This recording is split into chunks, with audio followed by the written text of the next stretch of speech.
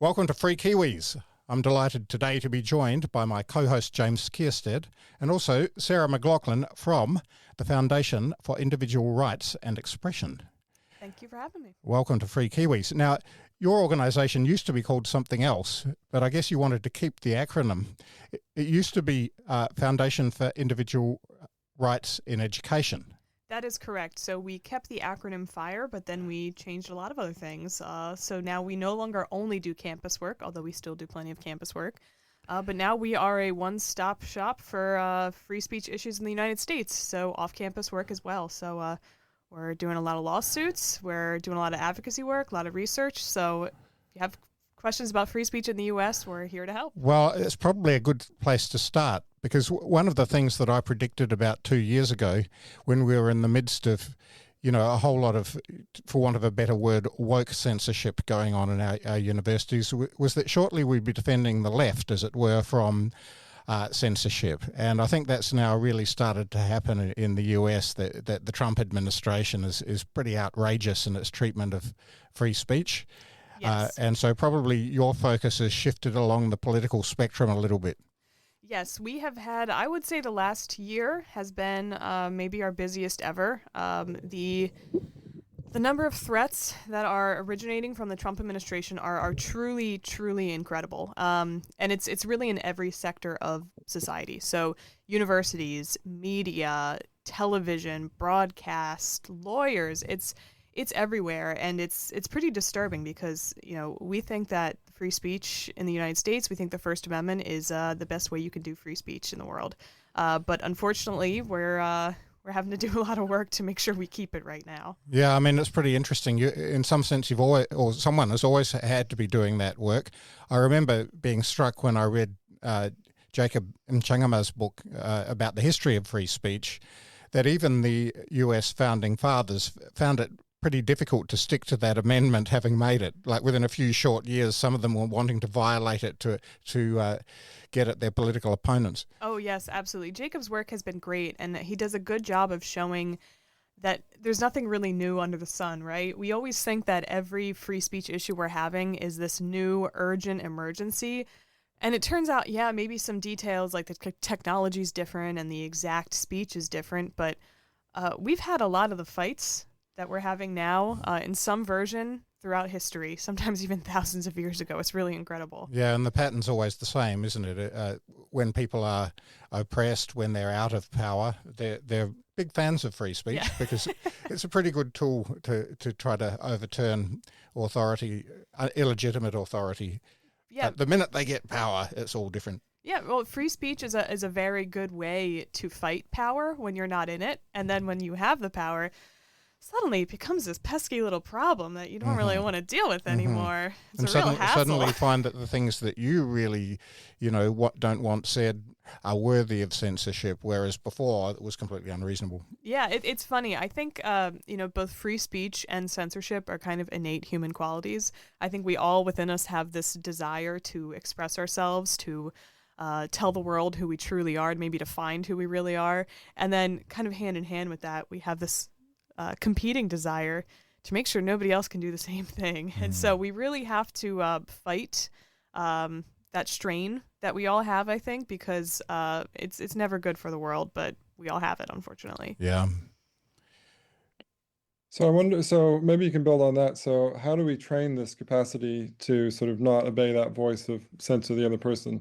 How do we get better at it, in other words? Because it's true, I think, if you look all through history, basically any group becoming dominant has wanted to sort of censor other people's views. So what's the response? I mean, or what's the antidote to that? Because I feel like between about the 90s and the 90s and the noughties were quite good for free speech, right?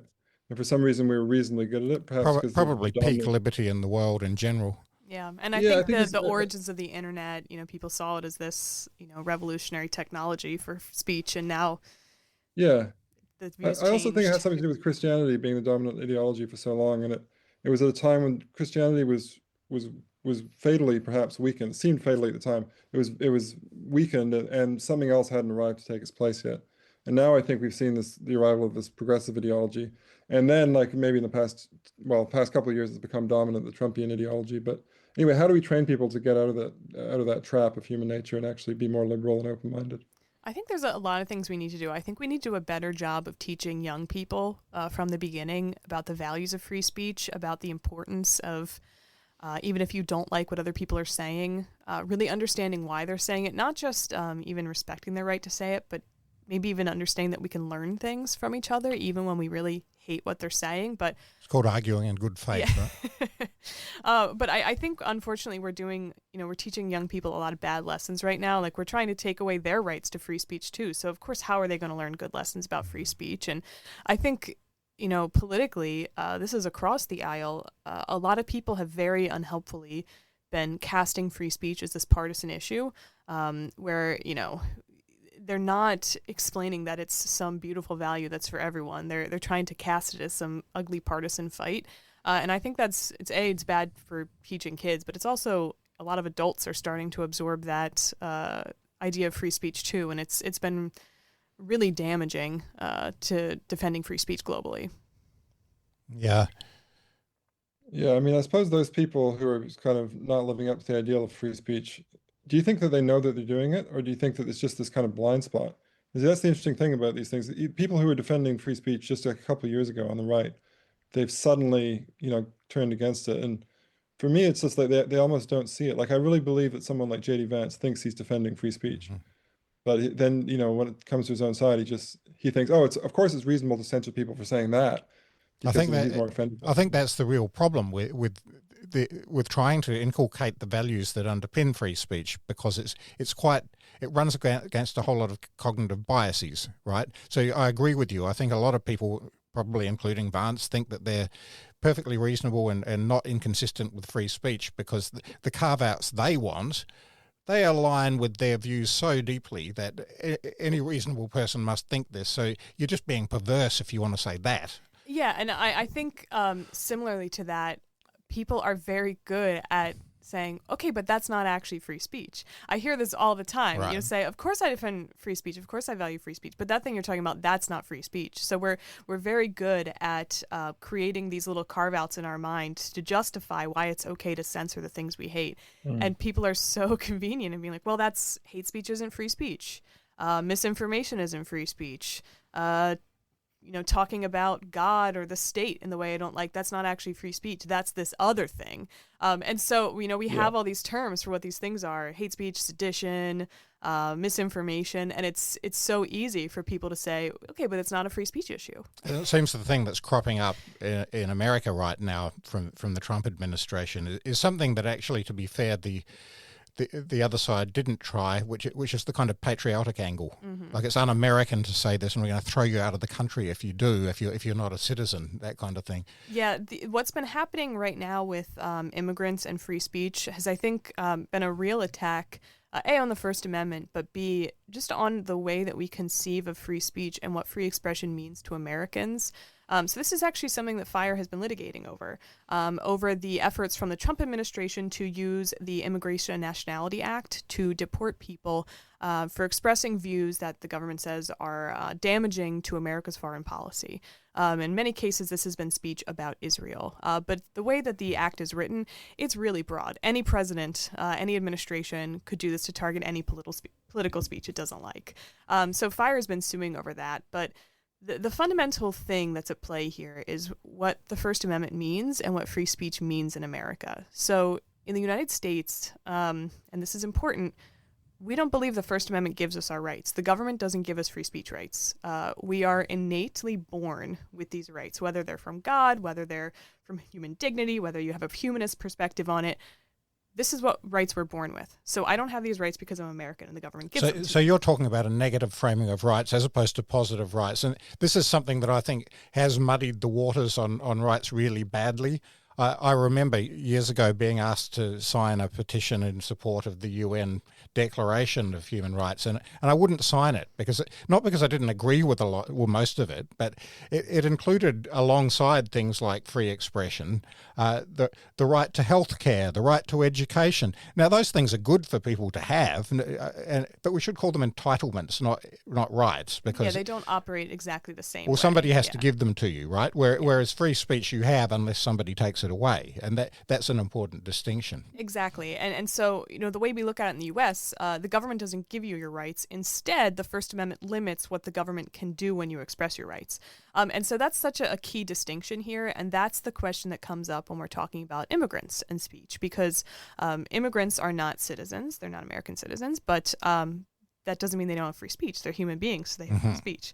And so ultimately, the limit is on what government can do. And the First Amendment essentially says that the government cannot retaliate against viewpoint. So I think it's really simple stuff, and it's actually really quite beautiful and like affirming this notion that the government doesn't give me my rights. Of course they don't. I'm a human being who innately has these rights. And that's why I think this issue is so important, because it cuts to some really fundamental questions of where our rights come from and who can give or take them away. And I think the way it's expressed in the Constitution makes that fairly clear, right? Like, I can't remember the precise quotation, but it's something like, we have these inalienable rights, meaning that they can't be taken away. Exactly. They're part of us. That's right. Yeah, they're innately part of our our souls, our beings, whatever you want to call it, and the government doesn't really get a say in whether or not we have them. So how does the judicial review process work? Because I hear that law, that your description of that law you were talking about, and I just thought, well, that's obviously going to be struck down by the First Amendment, but presumably that doesn't happen automatically. So do organizations like FIRE have to then sue the government in order for the Supreme Court or whoever to say, no, this does violate the First Amendment, or are they able to strike down laws before that? So that process is currently ongoing. So we are, waiting to see what the next steps are. We filed the suit in August, I believe. But for a little bit more information on it, the people we are representing are an independent student newspaper at Stanford University, which has international students who are reporting for the paper and who have feared that they need to self-censor, that they need to have their names removed from bylines because of what they write might upset the government and get them deported. And there's also a couple anonymous plaintiffs in the suit. But this is the Stanford Daily, by the way. Yes. So that's the more left-wing one, because I spent 6 years at Stanford doing my PhD in classics. A very useful thing to do, by the way, for all the listeners out there. So I remember the Stanford Review was the conservative one, and the Stanford Daily, I think, was the bigger one, and it had its own building. But anyway, just memory lane for me. But go on. Yeah. I'm glad I could bring up some good memories. But this has been such an issue in higher education specifically, because this is primarily where the administration has been targeting people who are not here, or who are here legally on visas for their speech. And there's been a few very high-profile cases that I'm sure have caught international attention, but the most disturbing one was Rumeysa Ozturk, who was a student who was, grabbed by men and put in an unmarked van. This is the ICE agents, is it? Yes. And it was, the government tried to pretend that there was more to this story, that she had done things that you don't know about. But ultimately, it was just because she wrote an op-ed arguing for her university, Tufts, to divest from Israel. You can say, I don't like that. That's not a good viewpoint. I strongly disagree, but that's how, marketplace of ideas works. People disagree with it. They don't deport over it. So that's something really fundamental that's we're fighting for right now with FIRE. Yeah. Wow, I didn't realize it had gotten that far in the United States as well. That's shocking. Terrible. I mean, because the white being taken away by an unmarked van is like the next step up to the black helicopters, I feel, right? Yeah, and that's fundamentally, we try to get people to understand the basic principles here. And we think a basic principle of the United States, I even feel absurd having to say this, is that the government shouldn't show up at your door in an unmarked van, in night time, because they don't like something you said. Of course, the citizens of the UK would say something similar. I mean, they don't have unmarked vans, but ordinary police officers have turned up and arrested people for what they've tweeted on social media. Thousands of people each year. Yeah, the UK is a real horror story at this point when it comes to free speech, and it's kind of across the board. It's things people have posted on social media. It's the way they're approaching regulation of social media and the internet more broadly. Arresting people under anti-terror legislation for holding protest signs peacefully. It's incredible the extent to which the UK... It's a tragedy because we could say that, England is the home of free speech, and America kind of made it a real thing in the world, and these are the countries that are now turning against it the most savagely within the West, at least, perhaps. Yeah, I would say Well, the UK is maybe the worst in Europe right now, but there's some yeah. competition. Hmm. Well, I guess the United States has a constitution that's not only written but well defined. I mean, Britain sort of has a written constitution, but it's all based on precedent. But when I was growing up in Canada and then in the UK, I always thought, well, freedom is so intrinsic to our culture that we don't need a kind of constitutional guardian for free speech. But now, in the last few years, I've been thinking Canada, UK, New Zealand, Australia, these Commonwealth countries, we could really use something like a First Amendment, something really entrenched. It's difficult to entrench things in systems where Parliament is sovereign because it can just sort of overturn what you passed a few months ago, but you can do it in various ways. But I mean, from your position, can you see any way that we would be able to sort of protect free speech in New Zealand law or New Zealand culture or Canadian or UK? It's a great question, and I think it's almost a challenge, right, to develop these fundamental principles and protections, perhaps hundreds of years into a country's legal system. It definitely poses some challenges, and in some ways, it's easier when you're developing the first principles of a nation, its constitution, to set it out there, and then figure out the details later on. But I think what you were saying was really important, because pointing out that the cultural support for free expression does really matter too, because this is something that we're unfortunately learning right now in the United States. I don't think anything matters more than the written fundamental principles and precedents supporting your legal rights. But if you have people who won't defend their own rights, they actually don't matter that much. And this is something that we've seen over the past year. A surprising number of law firms, media outlets, universities who have a First Amendment case but haven't fought it. And so that's actually ways that I think many Americans didn't realize, myself included perhaps, that these abuses could get normalized because...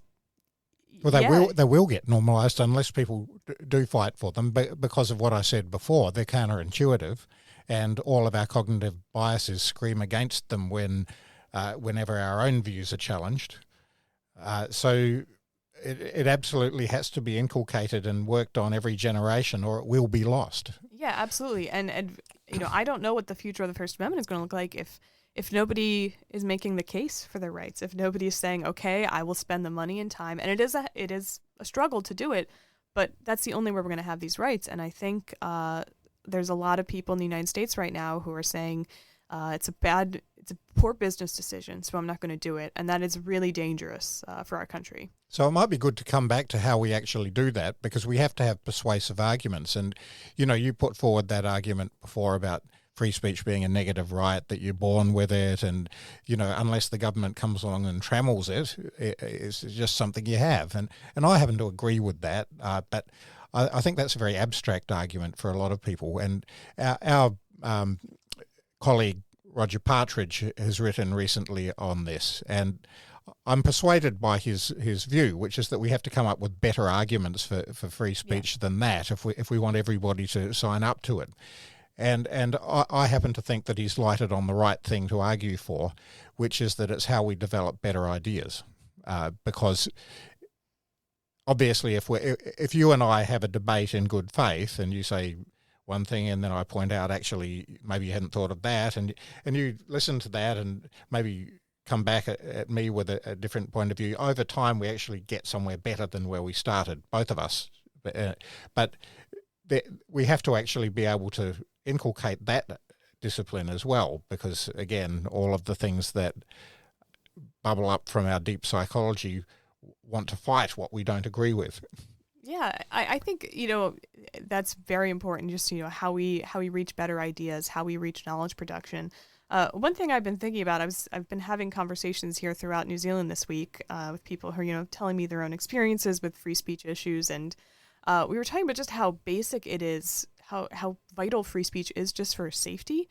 And I don't mean like mental or emotional safety, but literally physical safety. Like, do you want to get on an airplane where the engineers who have been working to build the plane feel like they're not allowed to speak freely about things? Do you want to live in an apartment complex where, if people have not been able to talk about fire code issues? Like, these things are actually just fundamental. I've got a better example. Okay. The COVID vaccine, right?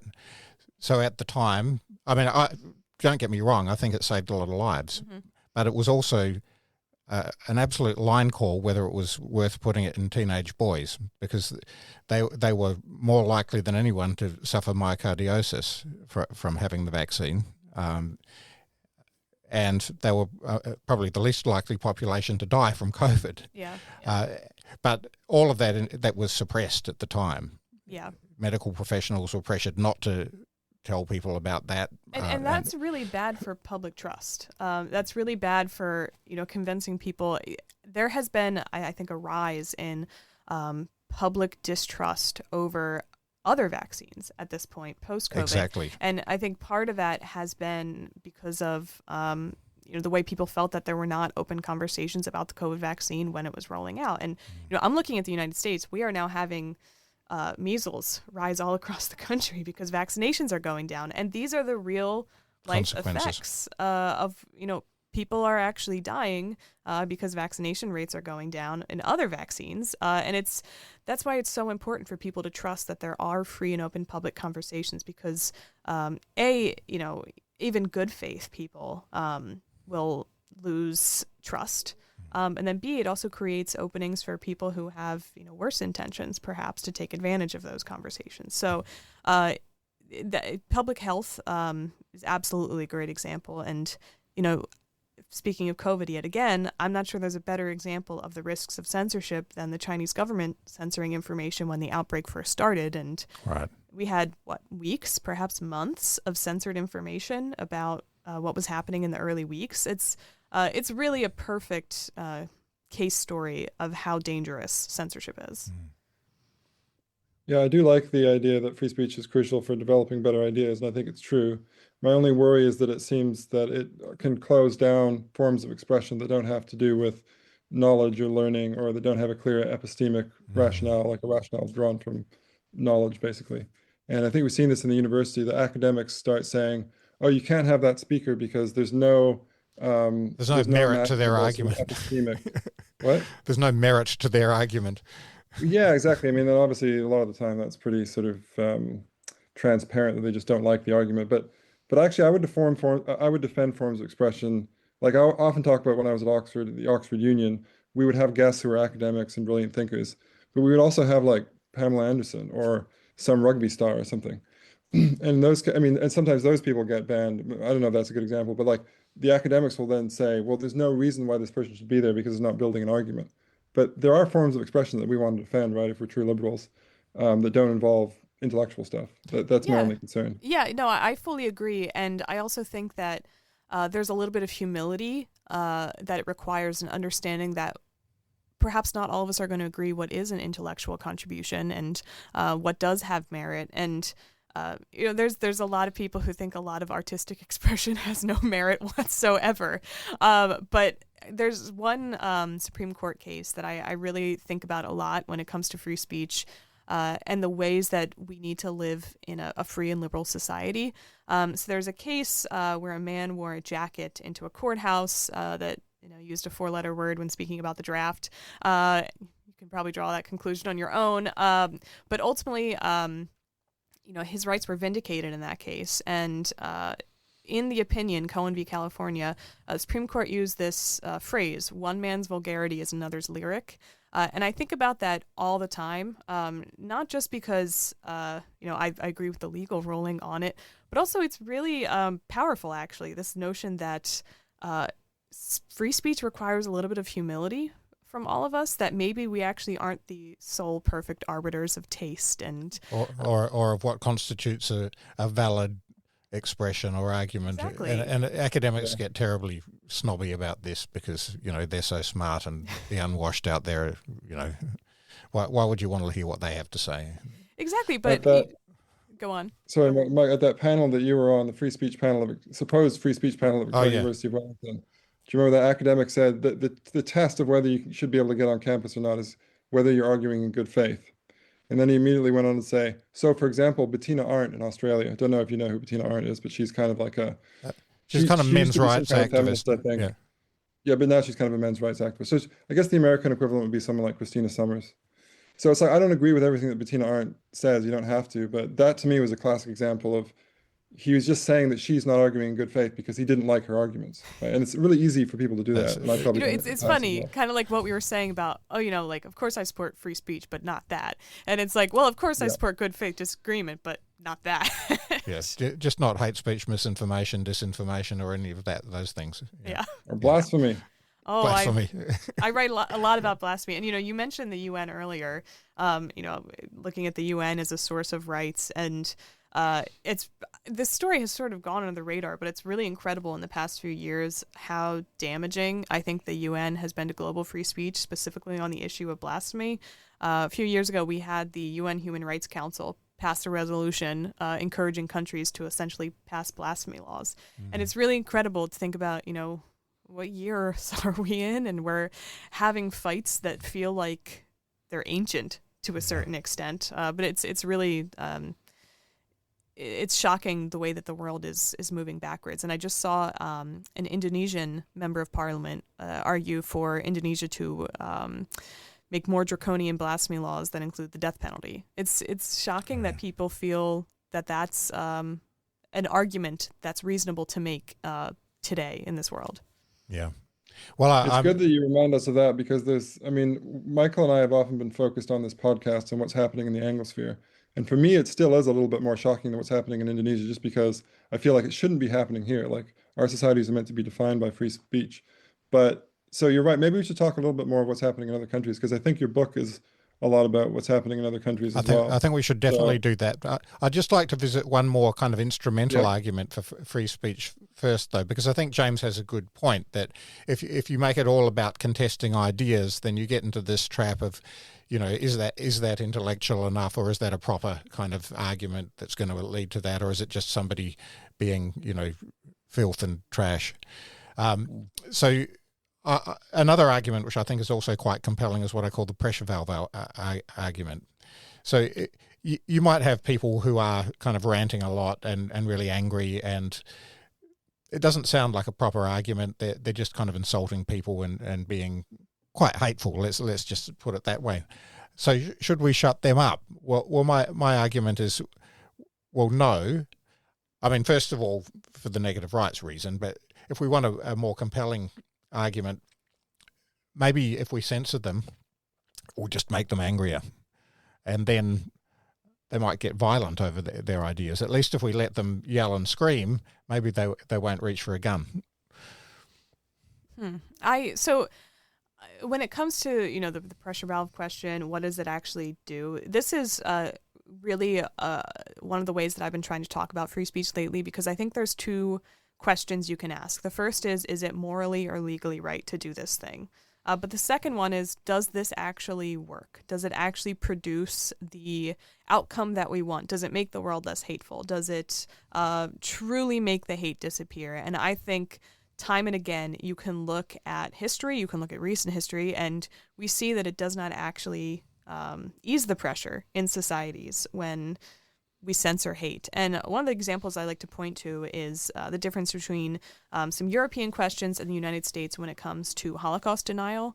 And there are a number of countries that ban Holocaust denial. It's you can see how they reached that conclusion after World War II to ban this kind of expression. It's pretty grotesque, but yeah, it's grotesque. And from their point of view, what can we do to make this ideology disappear so we do not repeat some of history's worst horrors? But the thing is, it's not actually working. Anti-Semitism is not on the decline in Europe. And if you look in the United States, where it's legal to say really horrific things about the Holocaust and the victims of it, we have lower rates of anti-Semitism. Sure, there's a number of other causes and reasons for that. But if the argument is that these things are absolutely vital to help the communities that are threatened and attacked by speech, I actually don't think it even work. Does that. It makes it worse, probably. Yeah, it makes it worse. It pushes it underground, and you will force people into more extreme communities. Especially now that we have the internet, where those extreme communities can, get together all over the world and fan one another's flames. People, right?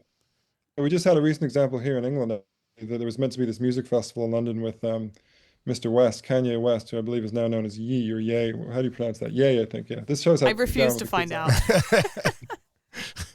Anyway, he said horrible things, and he said he's an actual Nazi, and I don't know. I think he has he has a song called Heil Hitler or something like that. Yeah, he does. He's- Yeah, he- and it he's came out not, like a year ago or To something. be fair, It's he's not recent. entirely mentally stable, it would No, seem. that's No, I also think that's part of right. I it. think he's actually quite mentally ill. But anyway, what they did is they eventually banned him from this music festival, and they had to close down the whole music festival as a result because he was the headliner. And I just thought that was a huge win for him. Well, I mean, maybe he's not promulgating those same views anymore, but the kind of people who support those views and want them to be, they want to be allowed to say them, they're going to use this because they're going to say, "Oh my God, we got banned from the UK. You know, they're the real Nazis. They're against us. We're the martyrs." And people are going to, they're going to find more support because they can present themselves in this way. Yeah, I think the UK is, as you probably guessed from earlier conversations, I am uncomfortable with the government using border powers as a means to limit and sift out views the government doesn't like. And I'm not saying this because I'm particularly favorable to Kanye West's views, but I think this is kind of a broader issue that the UK is having when it comes to this kind of speech, because so they have this issue with Kanye West. I think they just banned another person who was, coming and planning to come and do some, similar touring. But they've also been doing this with Palestine Action, which is a group that was banned by the government because they spray painted some military planes, I think, which is obviously not legal. You should Be arrested for doing that. But yes, but that's a separate thing. So that group did that. That's vandalism. You could be arrested for that. That's not your right to do. But now they're arresting people and have been arresting people since last summer, thousands of people, just for holding signs that say, "I oppose genocide, I support Palestine Action." And they're being arrested under anti-terror legislation. And so it just seems like the UK doesn't know how to deal with the challenges and uncomfortable nature of free expression without just reaching to more draconian resolutions for it. And it's not fixing anything at all. It hasn't stopped people from holding those signs. Was it in the UK or was it New Zealand? I can't remember where I heard this, but I thought there was a move to make illegal the phrase "from the river to the sea, Palestine shall be free." Australia, Queensland just banned that. That's right. And the rest have Which to started. me is ridiculous because I mean, the kind of people who spout that, I mean, they see, to me, the question is always, well, where does Israel go? Okay. So I don't like that phrase myself, but again, it's one of those cases where like one person's unacceptable statement is another person's righteous indignation, and they think they're defending the Palestinians and the Palestinians are the oppressed, etc. And I mean, people are allowed to say what they think, right? We're meant to be living in free countries. And the other thing I'd say about that, and it's a reflection on a lot of slogans like that, a lot of people who say them don't really think about what they mean. A lot of them are young people who are just being young people and protesting and yelling stuff and sticking it to the man and all that stuff. And we should let them do that because they're young and they've got dumb ideas, and they'll get better ideas as they grow older if we treat them with respect and let them express themselves and argue with them in good faith. Yeah, I've been following what's been happening in Queensland because I think it's been a real mistake how they've been approaching it. And I saw just a couple weeks ago that I think it was a 70-year-old, one of those lifelong activists was arrested for using the slogan. And he's been doing, media comments about how he's trying to plead insanity for this case, but not because he's insane, because the law is insane. And I'm looking forward to seeing how that goes. But I mean, he's got a point. It's a bad law. It has not stopped anyone from expressing these views. And if the government thinks that it is making people, hate this idea, hate these views more, I really don't think that they are reading the room. It's kind of crazy that anyone would, but there you go. I mean, there are people outside. I don't know if they're there this year still, but when I was at the initiative the last couple of years, there were always people who were protesting. Oh yeah, they still turn up every couple of weeks. And I think I would defend their right to the death to be able to play like Chris Christopherson tracks and very predictable chord sequences, because they play music a lot of the time. But I just think pretty annoying that's music. a wonderful thing because it's the same. That protects me if I want to protest against something. Yeah. Well, and that's exactly what free speech is, right? When people you hate have a victory for their free speech rights, the views you love have a victory for their free speech rights too. And it's it's not this limited resource that, if the bad people I hate have it, then I don't have it. Actually, the only way you ensure you have it is if the bad people you hate have it too. And I think that's something fundamental that people don't get sometimes. So That's a good point. So the kind oh, of test of whether it's working is whether you get annoyed on a daily basis. If you're genuinely Well, living, it's living in a working, free yeah. country, if you walk around you irritated should all the turn on the time, radio or whatever and just think, God, I hate that. it's going really well. Yeah. Yeah. Let's move on to the global expression situation. And I think one of the things that you've paid a fair bit of attention to, especially with respect to universities, is the influence of the Chinese Communist Party. So talk a little bit about that. We've had a few cases in New Zealand that are probably worth raising, but what's going on with the Chinese Communist Party and Western campuses? Yeah, so the way to understand it is that universities all around the world, the US, Canada, UK, New Zealand, Australia, they have all been expanding globally, forming partnerships, setting up campuses in very unfree countries, and then also accepting international students from those unfree countries. And this has created very deep financial relationships that universities have gotten reliant on. And so now the thought of losing access to those relationships is kind of a cataclysmic thought for them. It could be the end of the university if they don't have access to these funds anymore. And so it's put universities in this situation where, A, they're exposed to sometimes overt demands from the Chinese government, often through Chinese consulates and similar connected groups.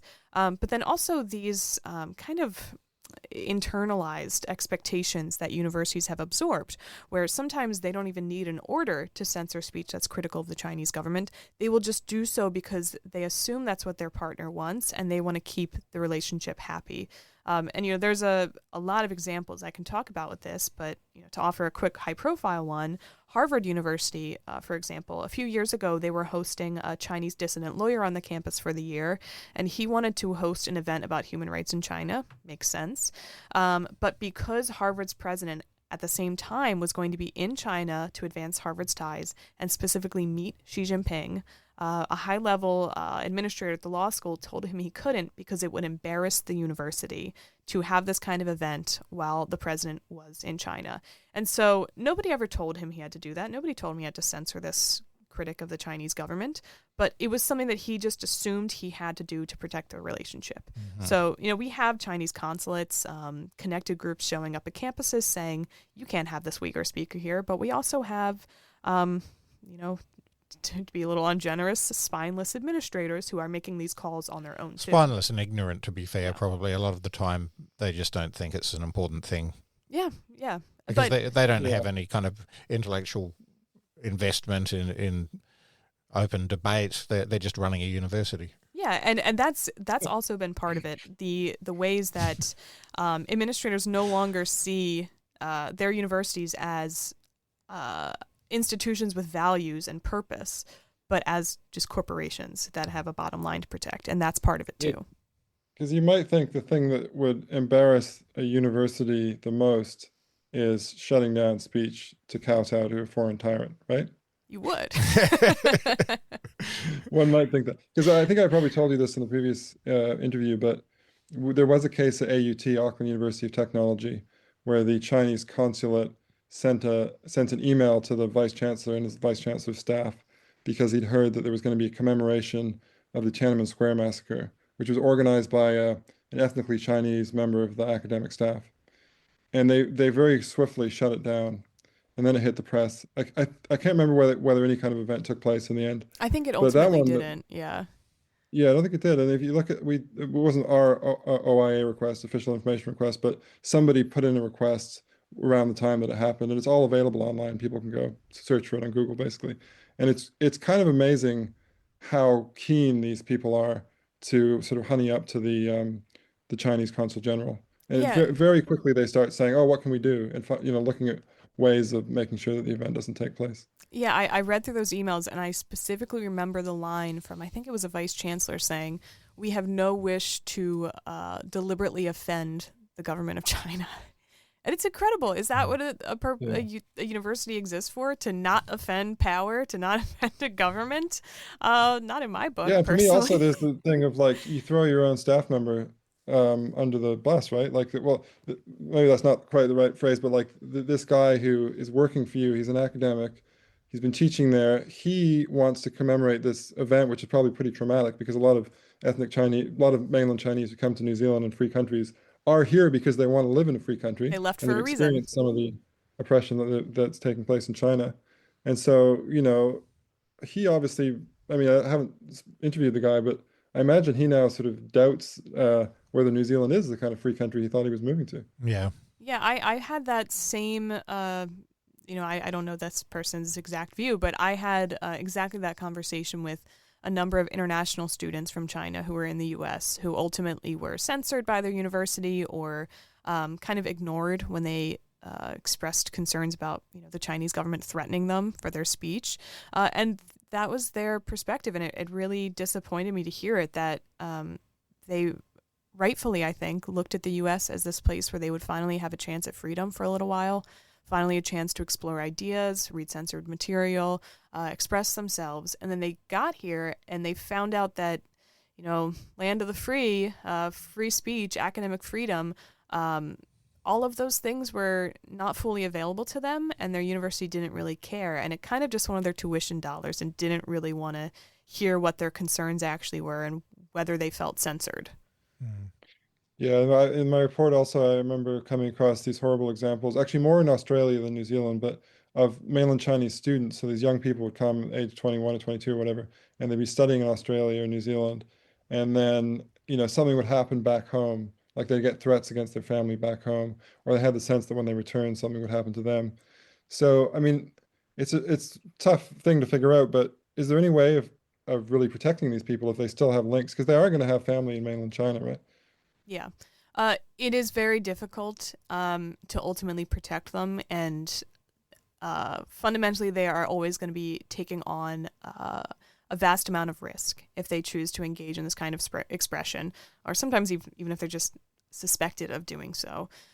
So there are things that universities can be doing and haven't been doing. I think they need to be doing a better job of talking to students, seeing what kind of threats they're facing, offering resources when they are. But one thing that's actually making this a lot worse in the U.S. is a recent visa change we made was that students have to make all their social media public, international students, if they're here on a visa. And so, yeah, we have actually put these students in, I think, an even worse position because now they can't even have private, anonymous social media where they might be able to express their political thoughts. Now we're forcing So my them only to make it hope there public. is that it's unenforceable, right? How do you tell whether your students have an anonymous Twitter account, X account? I think the risk would be that they know that if they don't share it and it is discovered somehow, then they'll be deported for supplying false information. So there is risk if you don't actually provide that information. But even people who want to visit for a short weekend, the U.S. is trying to push through a new policy that visitors from visa waiver countries will have to hand over 5 years of their social media handles just to visit Disneyland or New York City. It's really bad the way that we are merging together immigration and censorship in ways that I'm deeply uncomfortable with. Mm. The Chinese government seems to have been doing this for a pretty long time. I remember at least 20 years ago there were these Confucius Institutes that would attach to various universities. The University of Melbourne, for example, where I was a lecturer in psychology a long time ago. But they do seem to have got a lot more brazen. They're increasingly willing to just stand up and say, "We don't like you to say that, shut up." For example, the previous chief executive of the Free Speech Union, Jonathan Ayling, he has a regular column in the New Zealand Herald, and a few months ago he wrote something very critical of the Chinese Communist Party, and they just publicly came out and said, "We're very disappointed that the New Zealand media will allow these kinds of people to say bad things about us." Who knew a free press would let that happen? Well, I think they genuinely just don't get it. Yeah, this is one thing that I've been trying to make the point of is if we don't stop this, it's going to keep happening. Behavior that's rewarded is going to get repeated. If you suggest to either the Chinese government or probably a lot of other governments who have been watching this unfold that they're going to get what they want and that there will be zero punishment or response if they act this way, they're going to keep doing it because of course they are, because they're getting what they want. It's classic bully behavior. You stand up to the bully or the bully just keeps going. Yeah, and I think we should put out a statement that we're disappointed in the Chinese Communist Party. That's right. Because they promised like a communist utopia and they ended up killing like tens of millions of people. I don't think you're allowed to say that. It's true though. But what's been really interesting is the different tactics that have been emerging too. So we've had, I think it kind of started with the Chinese consulates who were doing these things. They would show up to universities and say, we want nice, friendly ties with your university, but we can't have that if you have the speaker from Tibet here. And so that was happening, even in the late 90s in the United States. And then, the Confucius Institutes were coming along. That was another form of pressure. But I've also been really fascinated in the way that student groups, the Chinese Students and Scholars Association chapters, which are around the world, have been really aggressively involving themselves in these disputes in the past few years. And we do know that at least some of these groups have been directly coordinating with local Chinese consulates. So, we have student groups that are lobbying universities all across the country, across the world, to censor speech that, you look at it and it's the most sympathetic thing in the world. It's someone saying, I've been a victim of horrific oppression. And you have these student groups saying that that's hateful. My university needs to censor that. And occasionally it works. It's really incredible. I was glad to hear you say that because it kind of confirmed my sort of hunch when I was writing the report. But I was worried in the report that I was being a bit too conspiratorial because there are all these groups like Confucius Institute, or these, what are they called? Students and Scholars Association? Yeah, CSSA, yeah. Yeah, where you sort of, on the surface, they're doing something which you can't really complain about. They're just building sort of networks and relationships between students and stuff, or they're spreading Chinese culture. So then if you come out and say, oh, this is all Chinese Communist Party propaganda, you seem like a little bit xenophobic. But I think that people don't really understand what's going on because, well, partly because a lot of it's in Chinese. Like we had a previous guest on the podcast, Catherine Churchman, who was a lecturer at Chinese at VUW. I mean, she often, I don't know if she's still on X, but she used to be on Twitter, and she would just literally like translate stuff that some of these groups are putting out.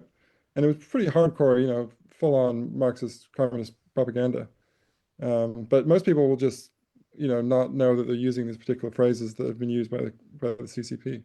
Yeah, that's I think definitely been, not that I think universities are particularly eager to address this issue in the first place, but I do think the fact that some of this is happening in languages that university administrators don't speak or read, in apps that they're not using, the way that some of this has unfolded, it has presented a barrier to their ability to actually understand the extent to which this is happening. Like if you have, and this has happened in a number of places, if you have one dissident student who's being threatened by his peers, they're threatening physical harm, punishment to his family, back at home in China, a police investigation. If this is all happening in Chinese on WeChat, university administrators probably aren't going to know about it. And so that's been a bit of a barrier to address it. And it's something, I think it's understandable that universities haven't caught on to this because they're not really aware that this exists in the first place. That's true, but if they stand up to the cases that they are aware of, that would be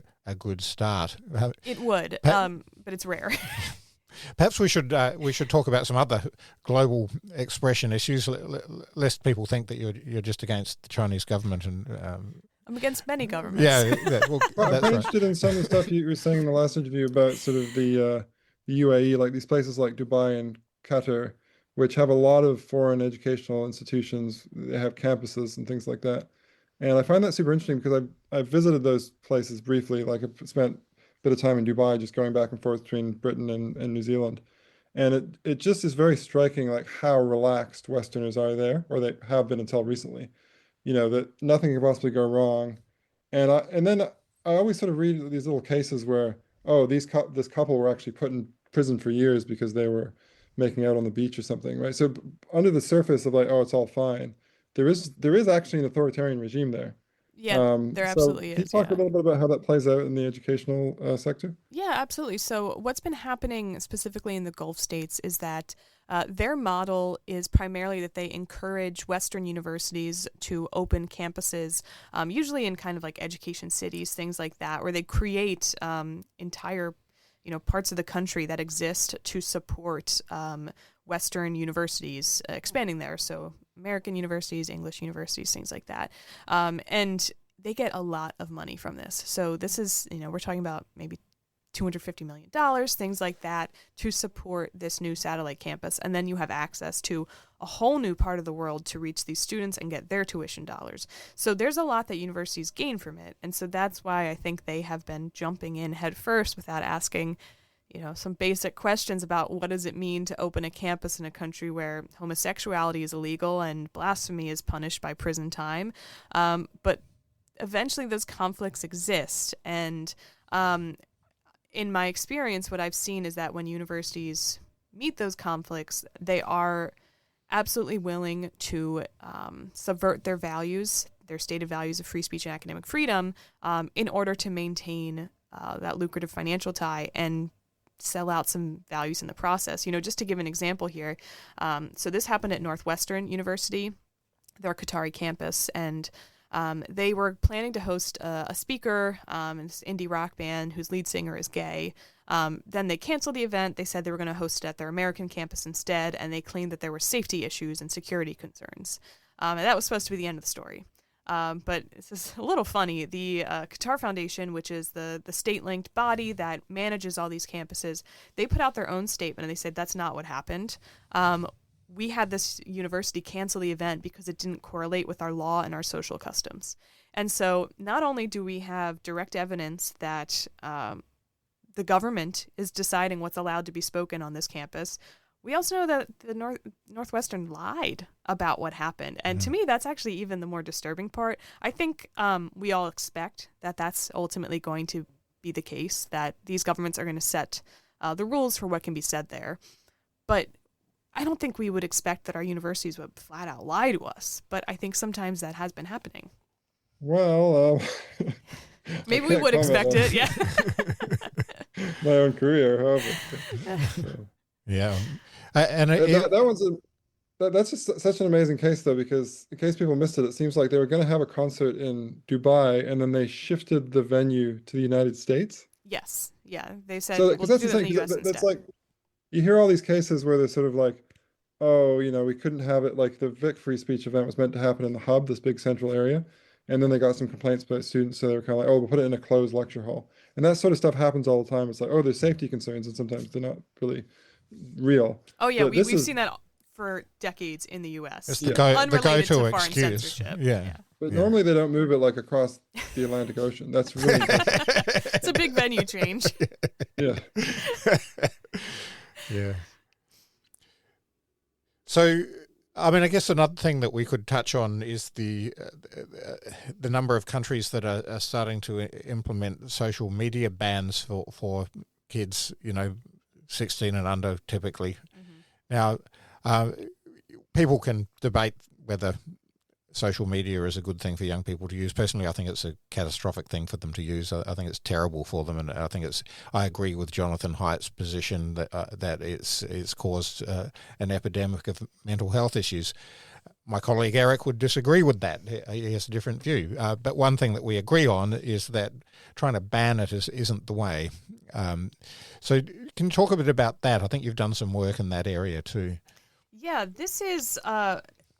I think we are selling or not fully aware of how real and urgent the censorship threats that are emerging from this global push to do the under 16 bans. And you should always be wary when there's a really good reason to censor speech, right? Or to give the government new powers over expression. Although to be fair, I'd say that people like Jonathan Haidt are genuinely concerned. I'm not saying that the concerns aren't real. But what I am saying is that we almost need to be even more cautious when the concerns are real, because that's when we can be convinced to give away, good point, or to give the government really expansive powers over our rights. And I think that's exactly what's happening here. I understand people's concerns about this. I've been online. I know it's there. I know it's not always a good space for young people.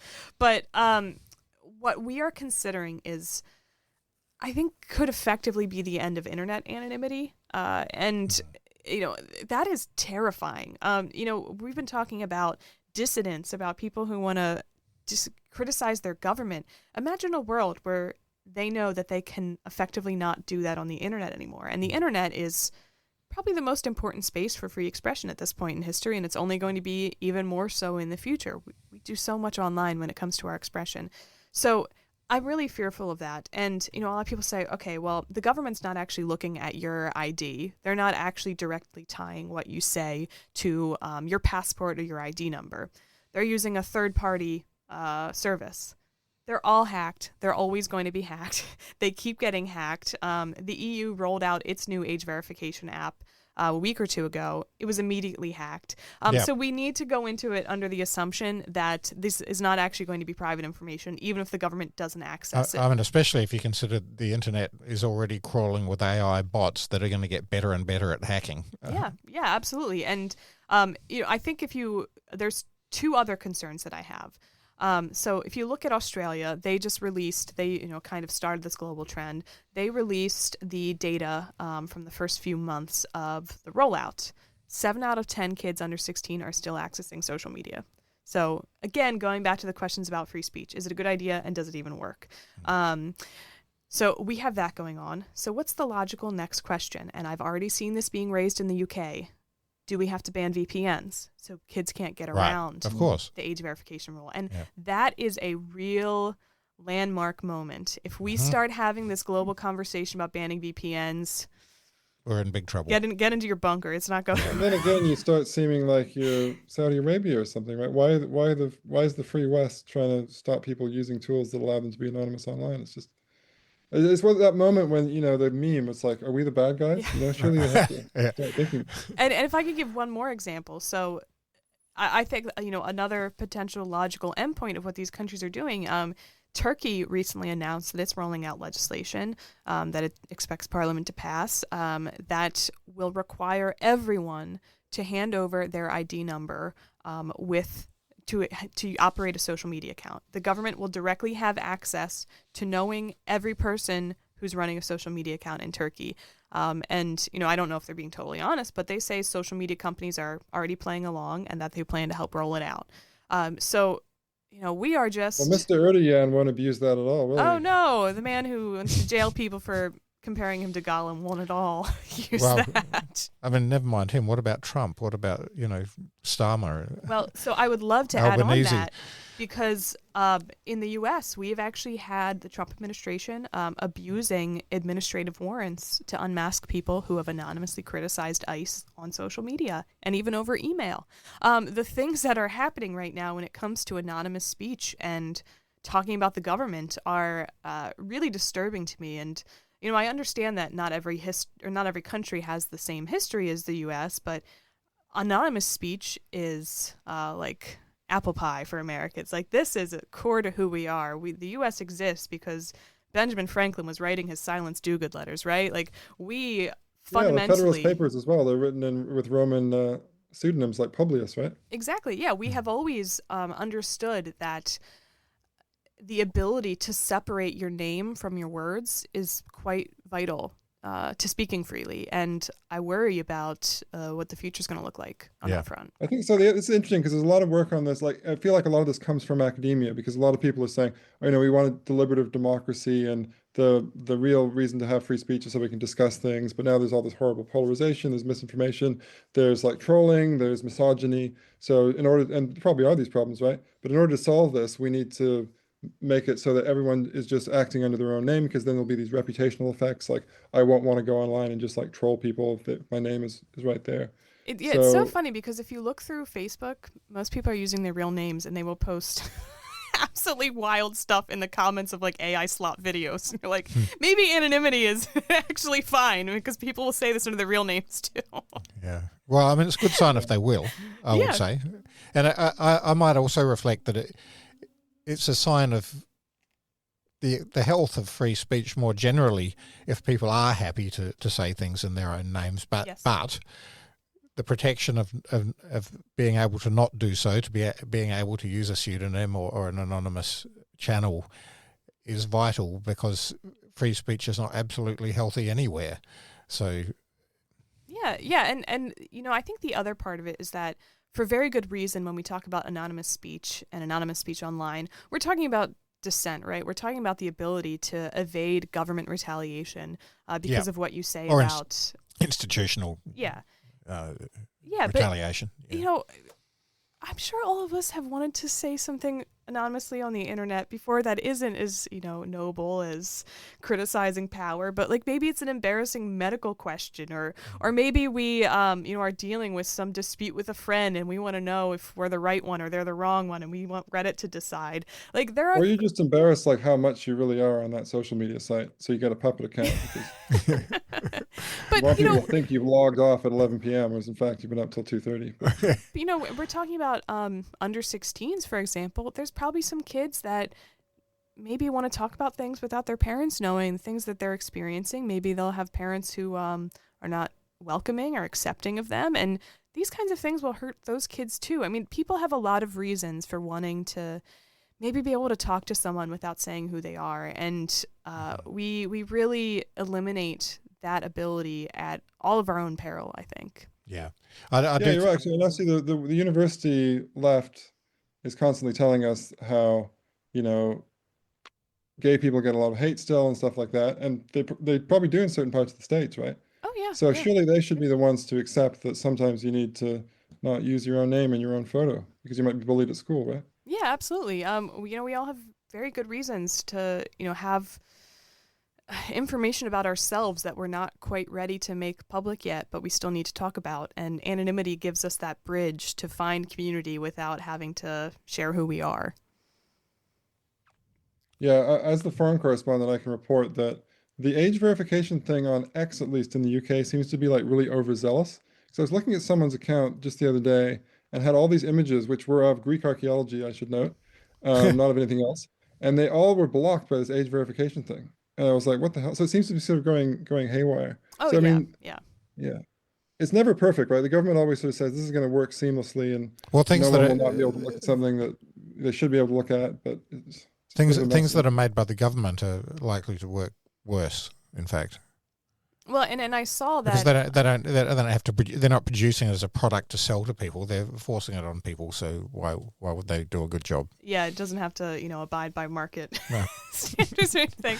But I saw another thing the UK is doing. There's been this huge obsession with harmful content right online, and that's part of a broader regulation initiative from the UK. But I recently saw that they're going to start passing new rules on international streamers like Netflix and Amazon Prime. So they are going to face regulation over their harmful content.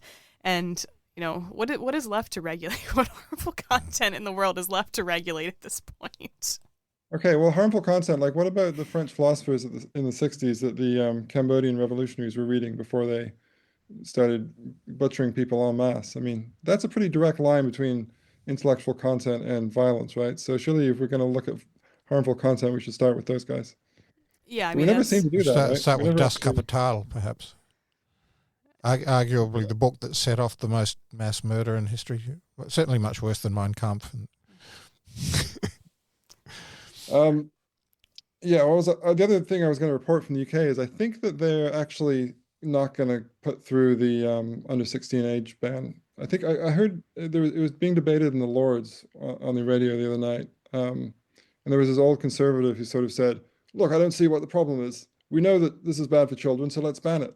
Which to me is sort of like everyone's forgotten what basic liberalism is, right? Just because you think something's bad, like I think it's bad to smoke a cigarette, I'm going to stop another person doing it, right? That's not how... Although we do have a carve-out for minors with a lot of things, and legitimately so. Yeah, that's another thing that conservative was saying, to be fair. He was like, we ban a lot of things that we think are harmful to children. I do think that's a distinction you have to make, and I do make... I mean, if I could wave a magic wand and have under 16s not use social media, I'd do it, because I do think it's terrible for them. But isn't that kind of parents, right? Aren't parents the magic wand? Yeah, but parents don't get to give their kids cigarettes or alcohol either. I mean... There are things that are kind of bad for or porn or whatever it is, Yeah. So and I think for me, social media is in that category, but that's a different thing than saying we should discourage it or ban it or make it hard for adults to use, or make it hard for adults to use in the name of protecting children, which is what's happening. But as I say, despite the fulminations of this old boy in the House of Lords, I don't think it's going to go through in the UK, which is actually kind of reassuring because some Encouraging. people here were making the argument, oh, we're behind, right? Because Australia's done it. So they're the most progressive people and we're behind. So we've got to catch up, which is not really an argument in my view. But yeah, it looks like it's not going to happen. I don't know how they managed to resist, but We've got to follow them over the cliff as fast as we can. I'll be interested to see what ultimately happens, because I do know that they were also rolling out a study, a program where they're going to test, a government-run test to remove fully social media from a group of kids, have a control group that has the same access it's always had, and then ones that have a digital curfew where they're only allowed to use their phone or social media for a certain number of time during the day. So I don't know if they're what's ultimately going to happen, but I do know they're still conducting that study. And they're measuring mental health outcomes and things like that. I believe so. That's a great experiment to do. In fact, there's been it's not as well kind of designed as that, because it was a natural experiment in Scandinavia where schools were individually banning social media or phones actually at school over time. So you had a kind of natural time control, because some of them were doing it this year and some of them did it last year and so on. And what the researchers did was to gather the data for a baseline period before a particular school banned it and then measure what happened afterwards. And they got a 30% reduction in mental health referrals. They had a general decrease in real world bullying as well as online bullying, and academic results improved for girls, but actually not for boys, which is an interesting thing. So, I think there is pretty compelling evidence already that it's a harmful thing, but that doesn't, as James. So Michael, you said, are a supporter, aren't you? Not to jump on you, but you are a supporter of students not being able to use mobile phones or tablets at school, right?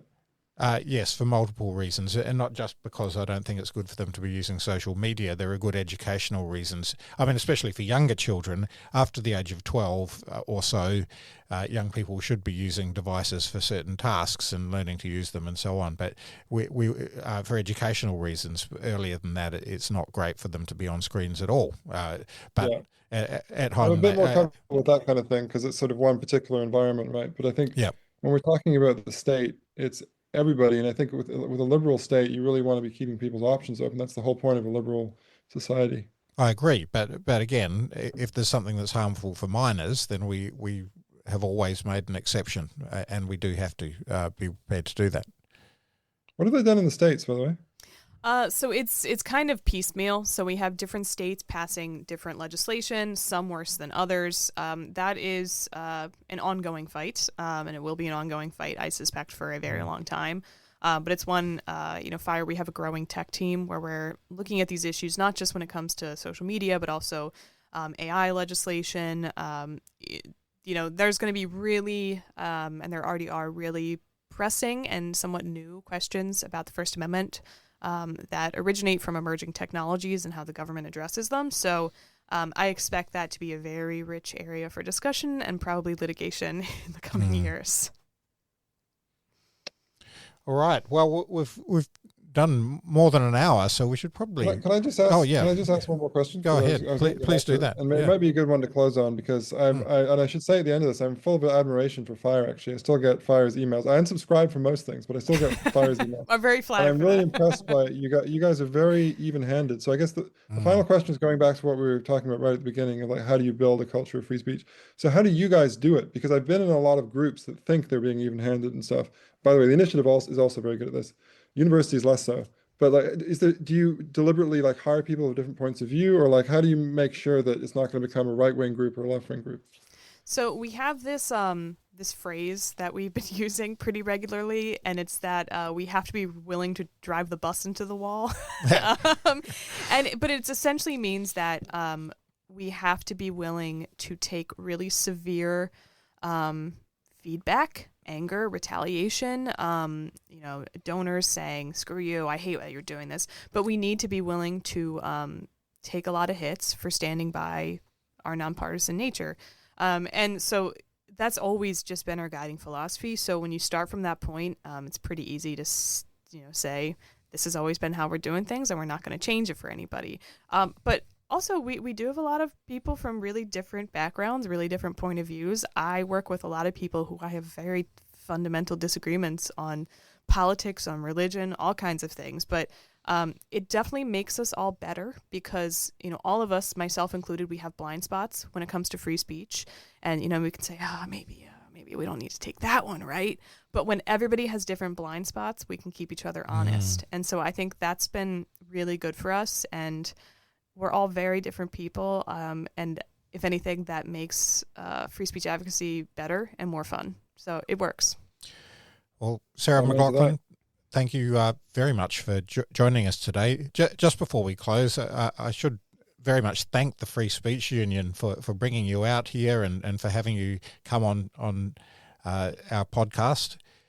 But tell the listeners where you'll be speaking around the country in the next week or so, is it? Yeah, so I only have 2 days left of the tour, so I'm not sure when this will be coming out. But tonight, oh my goodness, what day is it? Today's Thursday, April something. Yeah. I'm losing track. I don't know what day it is. Don't worry, it's Wednesday here. So and in fact, the podcast won't come out until Friday. So probably. Okay, well, if it comes out Friday, I will be at Dunedin Friday night. Oh, so come see us. But it's been really a whirlwind week, and I'm really grateful that Free Speech Union brought me out. Because, so for all those Dunedin listeners, where will you be speaking? You can find out on Free Speech Union's website, and tickets are available, I believe. I do not remember. Listen, I barely know what time it is. I'm still on Philadelphia time. I'm lucky I'm awake. Well, I hope you're exactly the same state. So. I hope your remaining engagements go very well, and it's been great so far. Yeah. Thanks for coming on the podcast, and thanks for coming to New Zealand. Yeah. Thanks for having me.